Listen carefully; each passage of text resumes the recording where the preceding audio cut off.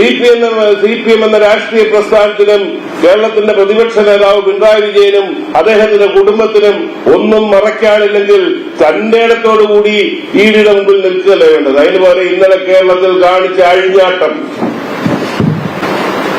ഇന്നലെ CPMന്റെ കേഡർ എന്ന പേരിൽ കേരളത്തിൽ നടത്തിയ അഴിഞ്ഞാട്ടം,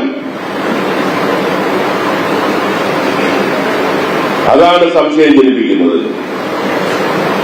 ഇഡി അന്വേഷിക്കട്ടെ. പണ്ട് തന്നെ പിണറായി വിജയന്റെ പ്രസിദ്ധമായ പദപ്രയോഗമാണല്ലോ കോവിഡ് സമയത്ത് അദ്ദേഹം നടത്തിയ പദപ്രയോഗം, മടിയിൽ ഖനമുള്ളവനെ വഴിയിൽ പേടിയുള്ളൂ. പിന്നെ എന്ത് പറ്റി ഇന്നലെ CPMകാർക്ക് ഹാലളകാൻ? എന്തെങ്കിലും മറച്ചു വെക്കാനുണ്ടോ? അല്ലെങ്കിൽ അങ്ങനെ നേരിടാൻ സാധിക്കുമോ? മമതാ ബാനർജി പശ്ചിമ ബംഗാളിൽ ഇതേ രീതിയിൽ നേരിടാൻ ശ്രമിച്ചു. ഇപ്പൊ അവസ്ഥ എന്തായി? ഈ നിലപാടുകൾ സ്വീകരിക്കുന്നത് CPM പാഠങ്ങൾ ഉൾക്കൊള്ളുന്നില്ല, തെറ്റുകൾ തിരുത്താൻ തയ്യാറാകുന്നില്ല. അവർ ജനങ്ങളിൽ നിന്ന് എത്രയോ അകന്നുപോയി.